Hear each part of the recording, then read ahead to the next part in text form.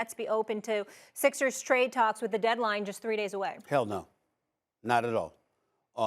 And I'm willing to go as far as to say this. If Daryl Morey traded Ben Simmons to Brooklyn, which is not going to happen, my sources tell me that's not going to happen. James Harden is going to stay there at least through this trading deadline because he's made it very clear, like Steve Nash articulated, that he wants to be in Brooklyn, at least for the time being. Although I will say James Harden has a damn good relationship with his former GM, Daryl Morey. And if Daryl Morey's calling Brooklyn, Daryl Morey knows James Harden. Don't tell me they don't talk. They do. They have, at least. There's no way that I believe that Daryl Morey's making that call unless James Harden has expressed a willingness to play for the man, again, since he's now running Philadelphia. But, Perk, I feel very strongly about this. I think that if Daryl Morey traded Ben Simmons to Brooklyn, it would be one of the stupidest things that he has done in his career. I really do. Why? There's two teams. This, in my opinion, there are two teams, and one of them is not even an issue because they don't want Ben Simmons. They're fine with what they have. But there are two teams that you don't put a Ben Simmons on. It is Golden State and it is Brooklyn. Because those are the two teams where his skill set, what we lament about his lack of shooting ability, doesn't apply.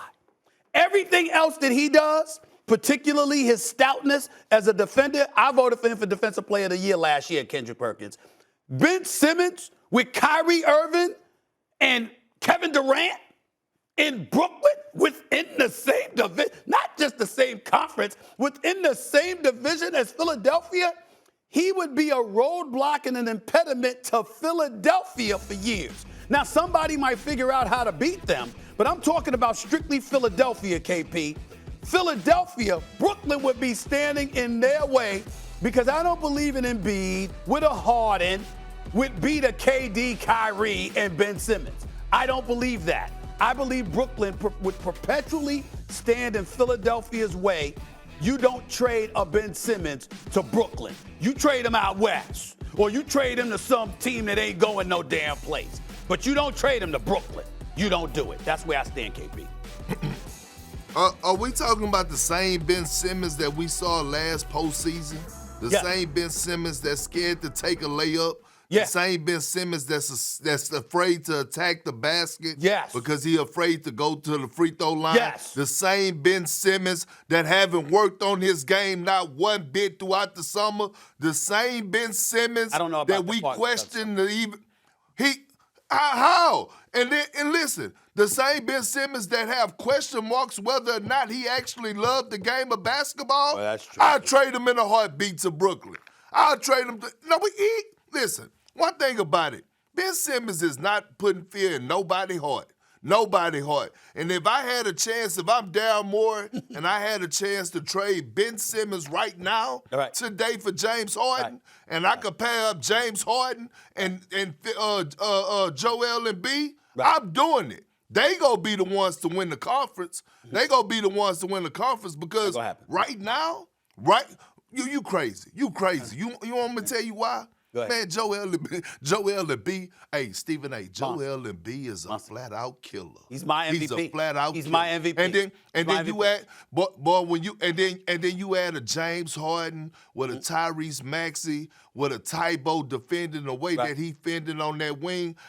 And look, their bench is underrated. Their bench is underrated. And if you could keep Steph Curry, look, first of all, man, look, I'm making that trade. If it could happen today, let me be down, boy. Watch me pull the trigger. Couple of things. Number one, there's a legitimate question at this particular moment, and we both love James Harden. James Harden's a future Hall of Famer. James Harden's a prolific scorer, et cetera, et cetera.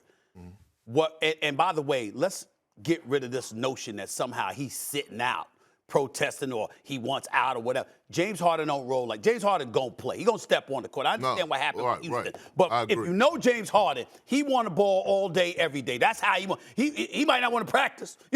He might want to do what he wants to do in the off season. But when it comes time to ball, come game time, that brother wants to play. All right, he ain't sitting down for no reason. Okay, that's number one. But I will say this: he is older, and I hope he's listening to this. He is older.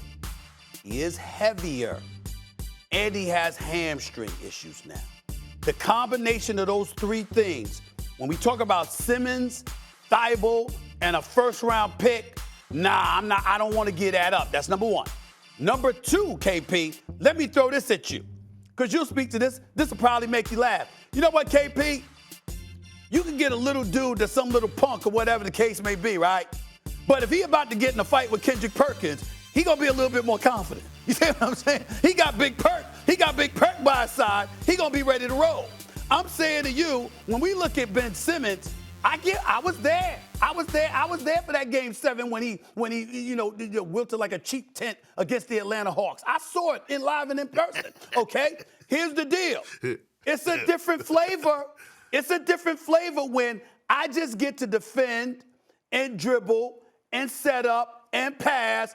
And here you go, Kyrie. Here you go, KD. When you got that going on, I think that, it complements his game. And so I don't look at it the way that you look at it because we talk about Brooklyn. That's why I said I wouldn't trade him to Brooklyn. Thanks for watching ESPN on YouTube. For live streaming, sports, and premium content, subscribe to ESPN+.